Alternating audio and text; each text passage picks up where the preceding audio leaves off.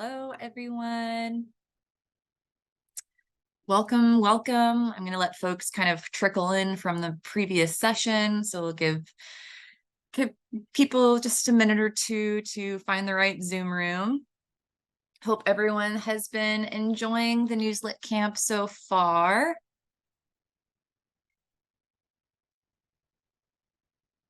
Welcome, everyone. I still see participants trickling in, so we're just going to give folks a minute.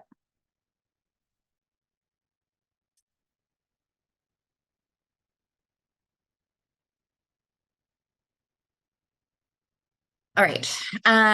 Also, I know that this session is slated for about 45 minutes. I don't think we'll necessarily go that long with this kind of preview.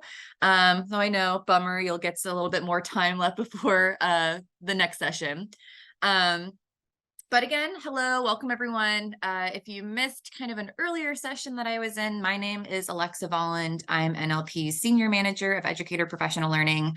And I'm really excited to kind of show off a sneak peek of our brand new platform. It's called NewsLitNation Professional Learning, which isn't being officially announced to educators on our website until the 30th. But lucky you guys, I'm going to walk you through how you can get started a few days early. I'm also joined today by our project manager, Tori. This professional learning platform would not have been made possible without her. So she may jump in if there are any more kind of logistical questions when it comes to getting enrolled or getting started on the platform. So just a few points. Yes, this is going to be recorded. There's going to be a resource package delivered to you via email. And also please feel free to use that Q&A feature if you do have any questions, and Tori is going to be responding, and I'll also jump in. But I want to kind of kick things off by debuting our promotional video about the platform, where you kind of get to hear from our Senior Director of Professional and Community Learning, John Silva.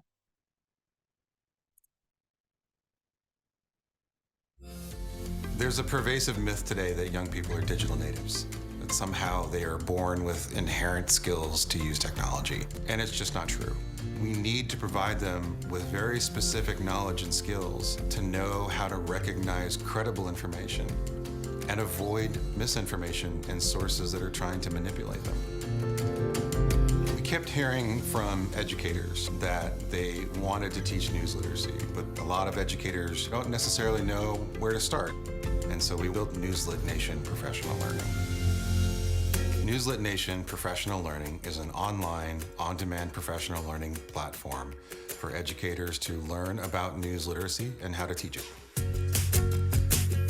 Our lessons are structured through interactive video elements and include examples from real-world applications. The image quickly went viral following anger over the Trump. The news credibility lesson focuses on understanding that news is a unique type of information. Hello. Welcome to Exploring the Misinformation Landscape. The second lesson is understanding the misinformation landscape. This post evoked a lot of outrage online. However, it's a complete fabrication. And then the third is teaching news media bias. Here are some thought-provoking questions to pose to your students. Once educators go through the first 3 lessons and complete the assessment, they'll receive their News Literacy Educator Certificate and a digital badge. Because it is on demand, they can use it when they need it. They don't have to wait for a professional development day. Like all of our resources, our professional learning platform is completely free for educators. This is coming together really nicely. Our team has been working for many months now, and we can't wait for educators to log on and start learning. Last week we talked about how photos can be manipulated. Next year we'll be adding 4 additional lessons, and we will continue to expand. As use of the platform grows, we'll be able to reach more educators across more subject areas and grade levels than we have before. With NewsLitNation Professional Learning, we can empower educators to reach more students and make this generation news literate.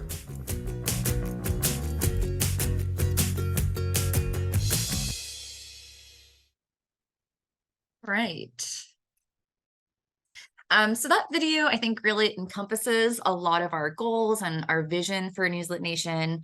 And over a year ago, when we were really thinking about what NewsLitNation Professional Learning would be, we had kind of 4 main objectives in mind.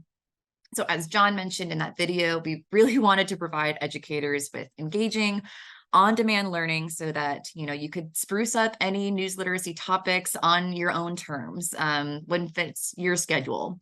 We also wanted this to be a really valuable resource that could help teachers integrate news literacy project created resources more kind of seamlessly into curriculum. And of course, we wanted to help you all to really show off your own proficiency, your dedication to helping students become more media literate, become more media literate by establishing our News Literacy Educator Certificate program. NewsLitNation Professional Learning is also an exclusive free perk for members of NewsLitNation. So we wanted this platform to help kind of strengthen the collaborative nature of that community. So a little about NewsLitNation. If you're not already a member, my first question is, why not? Like all of our resources for educators, it's free to join and participate in. NewsLitNation is a community of educators that are dedicated to news and media literacy. It's a great community to kind of bounce ideas off of, find your thought partners, share what's working for you in terms of teaching news literacy. So joining NewsLitNation also provides you with the opportunity to connect with some of our NewsLitNation ambassadors that are in your area. And of course, it comes with exclusive access to professional development opportunities like NewsLitNation Professional Learning, but also webinars that we're doing. There's also a private Facebook group for our NewsLitNation members, and I'm going to share a QR code at the end for how you can also join that community. But like I mentioned, this portal is an exclusive perk for NewsLitNation. But no fear, if you are not currently a member and you're still interested in the portal, the enrollment form that I'm going to share with you will simultaneously ensure that you're also registered for NewsLitNation. So NewsLitNation Professional Learning was built using a learning management system called Absorb. And there are a few reasons that we decided to go with Absorb. One being that it is really user-friendly to navigate. It also allowed for these lessons to be extremely interactive. There was a lot of kind of cool bells and whistles that we were able to take advantage of by hosting it on Absorb, because we really wanted to kind of channel what it is that makes Chickology so great, is that, it's really interactive. So using Absorb also made it fairly easy for our team to create these lessons because we are not computer scientists, we're not, developers. And I think that's what actually makes this portal work. It was created by former classroom educators and, former journalists. So currently we offer 3 foundational lessons in our essential topics in news literacy curriculum. So lesson 1 is focused on news credibility, those standards of quality journalism, and how we can be, better describing those to students. Lesson 2 really dives deep into the misinformation landscape.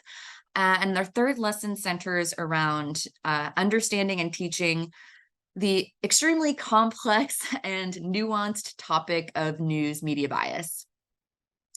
So each of these lessons are broken into chapters, essentially 10 to 20 minute long mini lessons that go deep into a singular topic. So for our lesson on credibility, chapters explore defining news in the context of today's complex media landscape, as we kind of walked through in our opening session today about introduction to news literacy.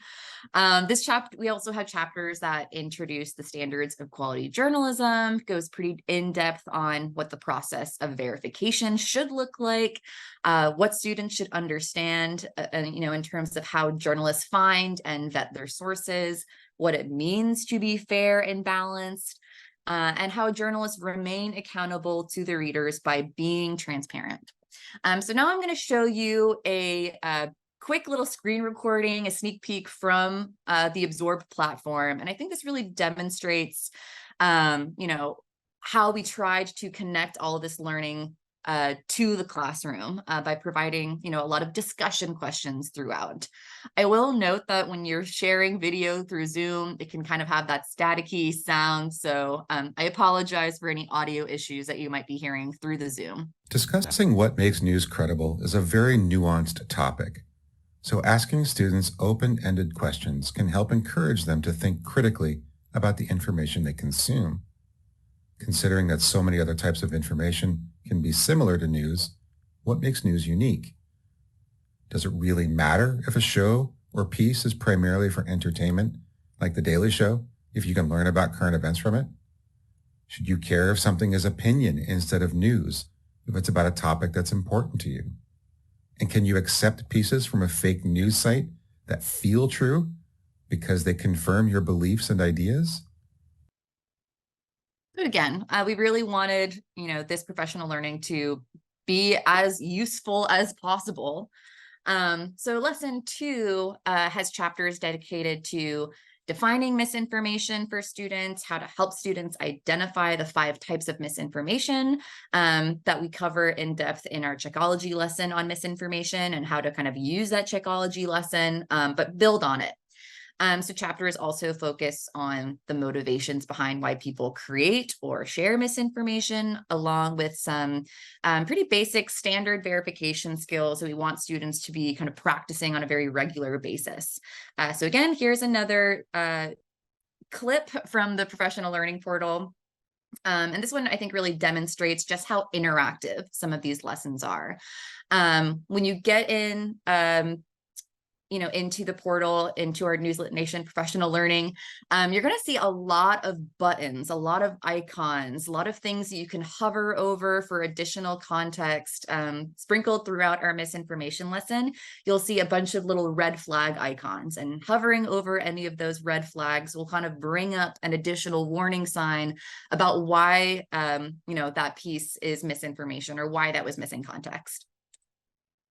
In this chapter, we'll be focusing on NLP's 5 types of misinformation, which were developed in collaboration with Dr. Claire Wardle of First Draft. These include false context, claims that take a photo, video, or quote out of its original context to change its meaning. Imposter content, when a propagator of misinformation mimics a well-known person, brand, or institution to spread false stories. Manipulated content, misinformation that has been digitally altered or edited, either with cheap or advanced technology. Fabricated content, claims and pieces of information that are completely made up. And satire, which uses humor, irony, or exaggeration to criticize a person, organization, policy, or institution. Before we go into more depth, hover over the icons for an example of what each form of misinformation looks like in the wild. So again, we have examples of what each type of these, pieces of misinformation look like. And again, throughout the entire, all 3 lessons, there's going to be buttons, there's going to be opportunities for you to kind of engage with this content. And finally, lesson 3 is comprised of 4 really helpful lessons for talking to students about news media bias. Really dives into how we can actually have productive conversations when it comes to bias, the limitations of some of these really popular media bias charts, and also, connects educators, teachers to more of those NLP resources for teaching about bias. So here's that final sneak peek from the lesson. I think this really demonstrates just how the learning portal connects these topics to our other NLP created resources, and we make it really easy to, find those resources and start using them. The first and most important question when evaluating a news source is this a news article from a standards-based source?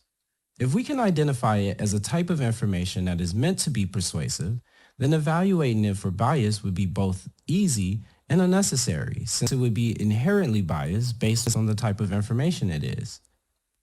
Once we have established that it is a news report, we must now have clear vocabulary for evaluating what types of bias may have emerged during the reporting and editing process.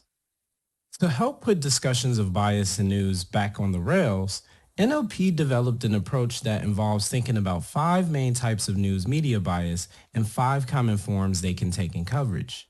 Students can learn about these in our Checkology lesson understanding bias. While these 5 forms are not intended to be comprehensive, they help show the various ways bias can creep into coverage, even when the journalists involved are trying to get the story right and are sincerely trying to follow rigorous standards and ethical guidelines. So here I am just kind of hovering over, seeing what that resources is, and then clicking on it, and it'll bring me straight to that understanding bias lesson. There are also buttons to directly download our NLP created infographics. There's buttons to play a video. There's a lot of cool things built within the Absorb LMS that we were able to utilize. But again, we really wanted to tap into what makes Checkology so engaging. So sprinkled throughout the video-based lessons are a few different check for understanding questions. So here is an example of a drag and drop question, kind of identifying the type of misinformation to a recent example. There are also some fill in the blanks, of course, multiple choice, true, false. So our essential topics in news literacy curriculum is designed to be self-paced. You can pick and choose which topics you feel you have a strong handle on, or which topics you want to kind of brush up on. However, if you would like to earn a News Literacy Educator Certificate, you will need to complete all 3 of those lessons, as well as the end of lesson assessment for each. And then upon that completion, you'll earn that News Literacy Educator Certificate. And this reflects 6 hours of professional learning content. You'll also be able to receive a digital badge that you can use to kind of show off on LinkedIn. And so here's how you can get started on the Absorb platform. And we've made this as easy as possible in 3 steps. So step 1, we ask that you submit an enrollment interest form. So Tori, I believe, is also going to be dropping the link in the chat, but you can also access it by scanning the QR code that's on your screen. This is a really, really short, quick form that you can fill out that will also add you to our NewsLit Nation community, because again, you have to be a member of NewsLit Nation to take advantage of this free resource. So I'm just going to pause, give folks, a chance to scan if they'd like to, but I'm also going to bring up this QR code at the very end. All right, and again, this is a very, very, very quick form to fill out. So step 2, once you fill out that enrollment form, which you probably could have completed by the time I went to this next slide, you're going to receive an automated email with some very clear step-by-step instructions on how you can create, but also validate your account within Absorb. So definitely pay attention to those instructions, because you will need to validate your account before you can actually start the curriculum. And validating your account is also a very, very quick process. And then finally, step 3 is just to start your learning. So this is what the landing page is going to look like when you're all set up. So courses that you have been automatically enrolled in will appear under My Courses. As you saw in those recordings, there's going to be a lot of buttons with all of those resources, all of those links, all of the supplemental reading. But all of those resources will also be able to be found under, resources on the homepage, so you don't have to go digging or hunting per slide for any of those links. And it's also really easy to keep track of your progress, your assessment scores, by clicking into transcripts. While we are really excited about our first 3 lessons, we are very much already looking ahead to how we can expand on this platform, how we can be as helpful as possible to teachers. So phase 2 means more micro lessons that dive deeper into some of these core lessons. We're also exploring ways that we could add maybe grade level specific content or subject areas that relate to our framework for teaching news literacy. And we're also looking into some additional endorsements for that certificate program. But also, we've definitely been listening to you guys in terms of what you're needing help and resources for. So some future topics that we're wanting to create lessons for include content around more advanced digital verification that goes further than what we kind of dive into in lesson 2. And so we're kind of exploring having chapters on how you can actually use our fact-checking website, RumorGuard, in the classroom. We hear you on wanting help teaching about generative AI, which of course is rapidly evolving. So we're also mapping out some lessons on chatbots, AI-generated images, AI-driven tools. And we're also really leaning into the micro lessons. We're planning some standalone topics on, cognitive biases, how to teach with NLP's framework, understanding algorithms, which will really help you if you're using the algorithms Checkology lesson. And also looking at some ways that we can do some micro lessons related to health misinformation. But phase 2 has only just begun for us. So if there is a topic you feel you need more help teaching effectively in regards to media literacy, we would definitely love to hear from you, especially now. So please reach out to us at learning@newslit.org. This is also the email you can use if you do run into any issues with the Absorb platform. I also want to take this time to thank our pilot group of educators who were our guinea pigs in creating this platform. If any of you are in attendance, your feedback was truly, truly invaluable. Tori had a mega project manager plan of attack to make sure that we really addressed every single bit of feedback that we were given before this launch. So again, what NewsLitNation Professional Learning looks like in its current form is in large part thanks to the educators who took the time to actually weigh in. So thank you, thank you. And again, I just want to put those 2 QR codes on screen. The top one is going to bring you to that enrollment form, which again is going to ensure that you are also signed up for NewsLit Nation, that free, great community of like-minded teachers that are also working to insert more news and media literacy. And that bottom QR code will bring you to our private NewsLit Nation Facebook group, which again is a great community to kind of bounce ideas off of. So I'm going to leave these 2 QR codes on screen and see if there are any questions that we can answer. I have a question. Is this open to journalists as well? If so, how do we become part of NewsLit Nation? So right now, the platform is definitely geared towards educators that are teaching news literacy.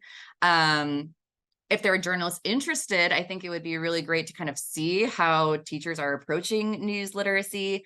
But please follow up with me over email. I'm not quite sure if I have an appropriate answer in terms of if there are journalists who have joined NewsLit Nation.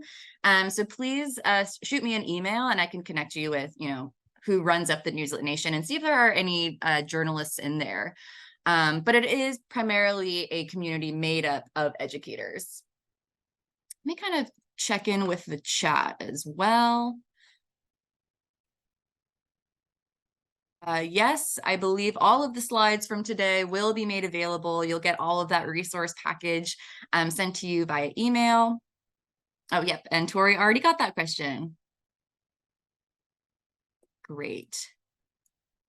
So again, we are really, really, really excited about this platform. I'm excited to kind of also get your feedback once you get in there and start the actual learning.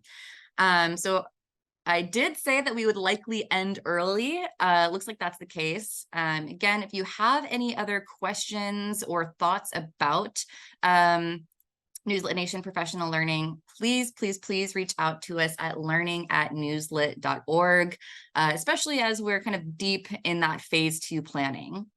But if there aren't any questions, then let me see. I believe we're going to end early, which is great. So a reminder, the next session is on practical applications for news literacy skills in the classroom. And in that session, you'll be able to hear from NewsLit Nation Ambassador Dr. Kathy Collins. And that session is going to start at 2:15. So we gave you a little bit longer of a bathroom snack break. But I hope everyone enjoys the rest of NewsLitCamp. And thanks so much. And I'm excited to kind of see those logins come in for NewsLit Nation Professional Learning.